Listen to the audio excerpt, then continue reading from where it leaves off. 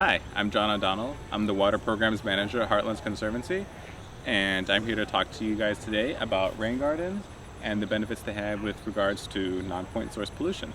When I first started in water quality work, I only thought about water pollution in terms of a point source, like a factory or wastewater treatment plant put out pollution, and you wanted to, limit that in order to make sure the environment could sustain what was going on.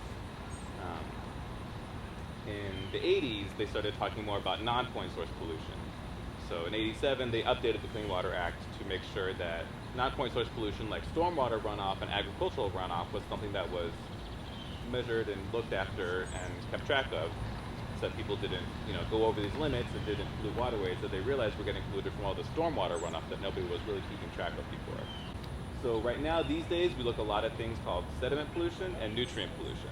So sediment is just all that dirt and everything that runs off of agricultural fields, off of your lawns, off of the edges of the roadways, and it gets picked up by water that's moving fast, like from a storm. And it gets all rushed into the storm drain, and the issues with that is that it clogs up the storm drains. It can cause flooding, it can cause lakes to fill up with sedimentation, and then you get more flooding, and so it's an important thing to keep track of. And another issue is nutrient pollution. So fertilizers, nitrogen and phosphorus, are important for growing these plants. But when you have too much of it, they're a pollution. They can cause hazardous algae blooms, which can cause the red tides and all sorts of other issues, depending on whether it's fresh or salt water. And so they like to hang out in that sediment when the water comes down and pulls everything away. And that's something that we're seeing more and more. So we're seeing, rain patterns shifting, and you're probably realizing we get fewer, heavier rainfalls, which means you have a lot more energy, more water coming through in a short amount of time.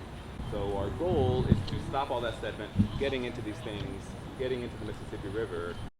We have all these places that will stop the rain, and all that sediment and nutrient can fall out of the water before it can continue flowing along. And the even better thing is that's a benefit to these plants, because it will make use of these nutrients, and that sediment can actually have a purpose here in these rain gardens. Plants, they got that deep root system. They can handle a little bit of herbivory.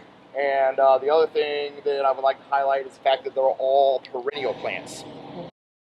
So we have our multiple types of plants. We have our annuals, we have our biennials, and then these are all perennials. So you plant these once. They do have a lifespan, but generally all your native plants are going to last 5 years on the low end. So this one-time investment of a couple years ago is good for at least another 3 years.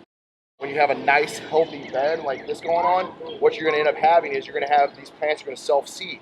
They're adapted to our conditions. They enjoy growing here. So they produce seed, and it's very productive.